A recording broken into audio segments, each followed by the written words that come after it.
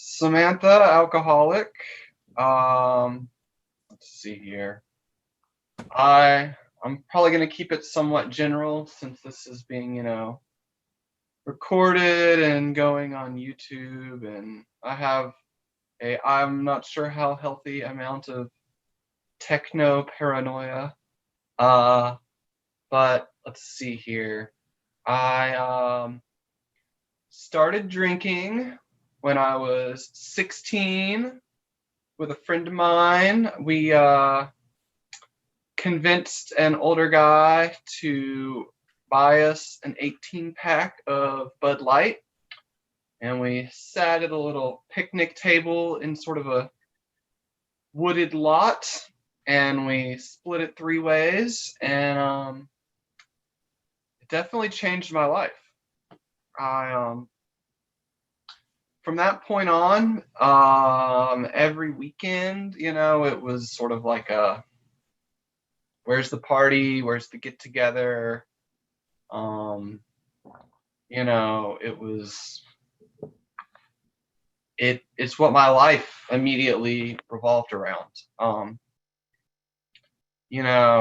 made it through high school with graduated and all that, went off to college, and my consequences, nothing legal at that point. It was all just conflict with my parents or social conflicts. I would definitely like black out and like piss a couch or just be super annoying or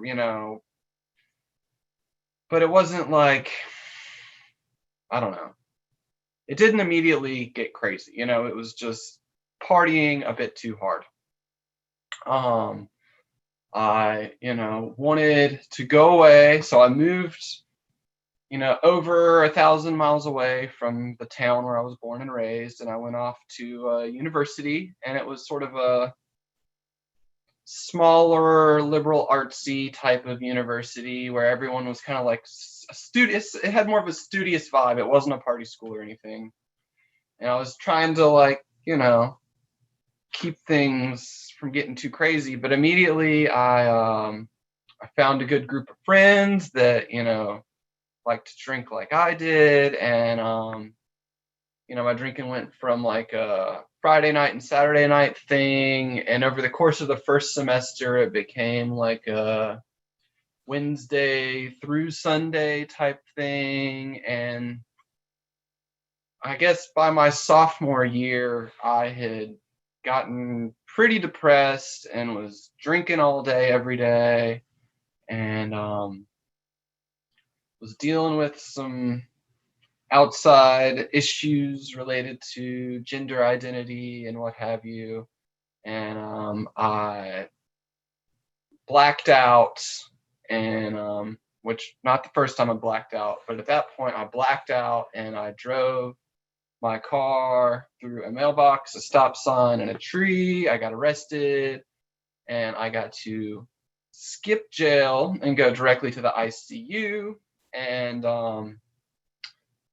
let's see here, my parents flew to where I was, and they withdrew me from school. And a few weeks later, after dealing with doctors a bunch and what have you, I got dropped off by my mom at the age of 20 at my first AA meeting.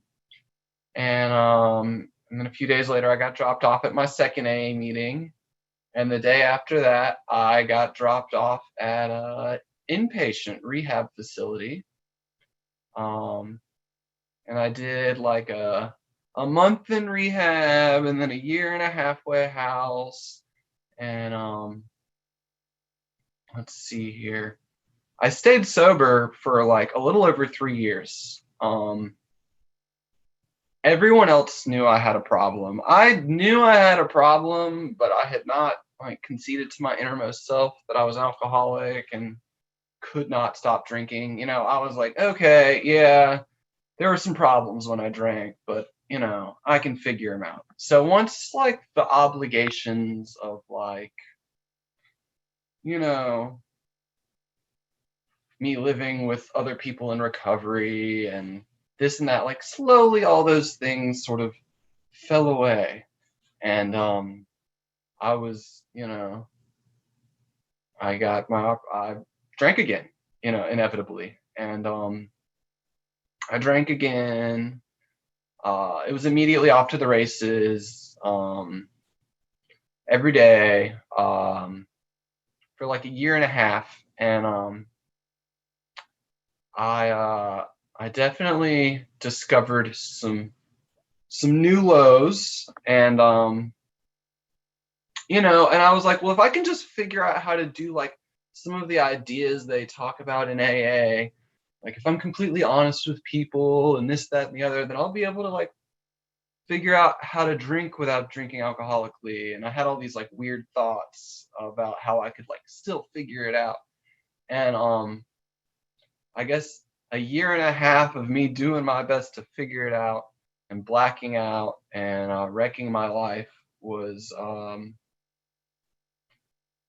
what it took for me to get to that first step. Over the course of that first 3 years in sobriety and the year and a half drinking, I sort of dropped in and out of college a few times. And I was, dropped out and running out of money. And I dragged my ass back into an AA meeting. First in September of 2015, and I went to one meeting and I didn't drink for about 3 days.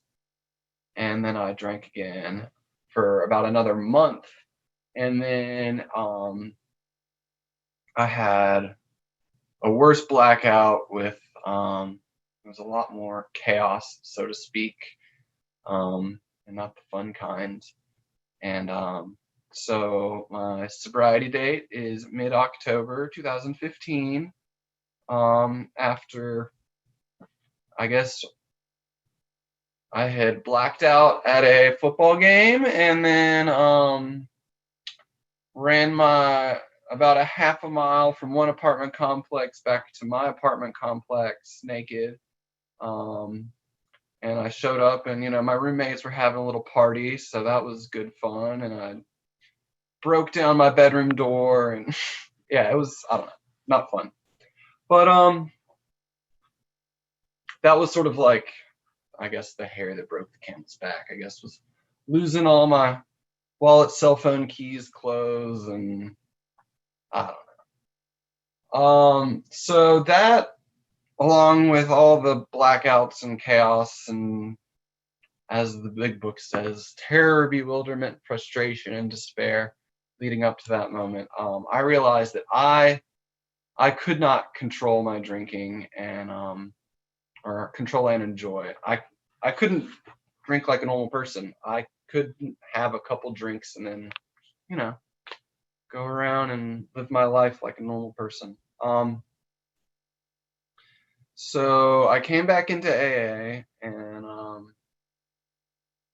I think at that point I'd done step one and, over the course of about 90 days, I was able to logic my way through enough. I figured out what I needed to figure out to be able to turn my will over to a higher power.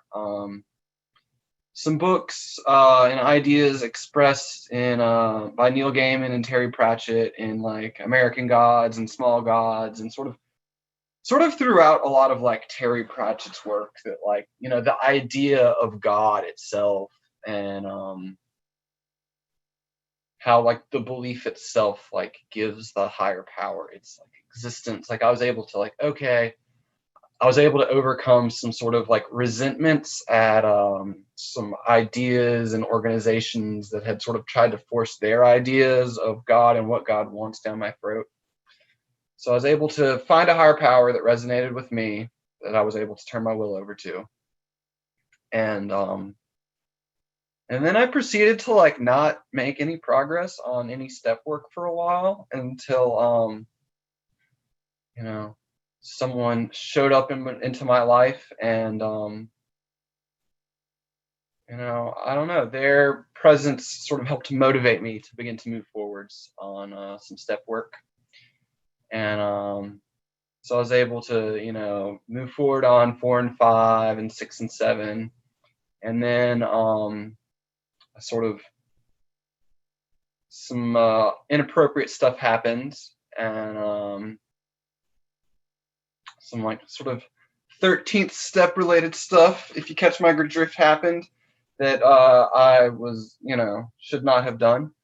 And so a while later, that also that person helped inadvertently and unintentionally motivate me to make amends as well. And so I and even the first time I came into AA, I had this like weird experience where I would do like 4, 5, 6, and 7 and get this like temporary high and then come crashing back down to earth. That's happened a couple times. And it took,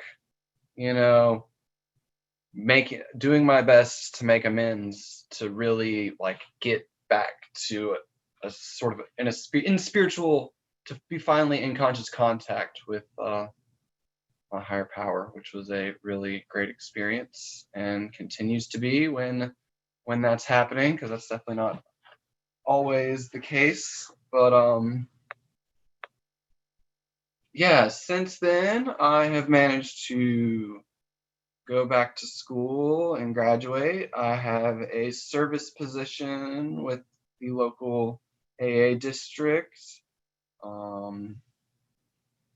don't know. I'm able to show up and be of service. I've had a few sponsees over the years. One of them I think is still sober, although they've been kind of I've been mostly doing in-person AA meetings, because the Zoom thing, it kind of creeps me out, and I don't know. I like in-person meetings better, and I just wear a mask, and all the other people that don't wear masks, I just kind of like try to stay away from them. But I think I've got a sponsee that might still be sober, although they haven't really been in touch with me for a while, so who knows? Let's see here. Where am I at on time? Do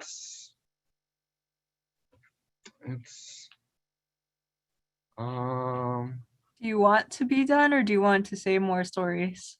No, I think that was a good little Okay.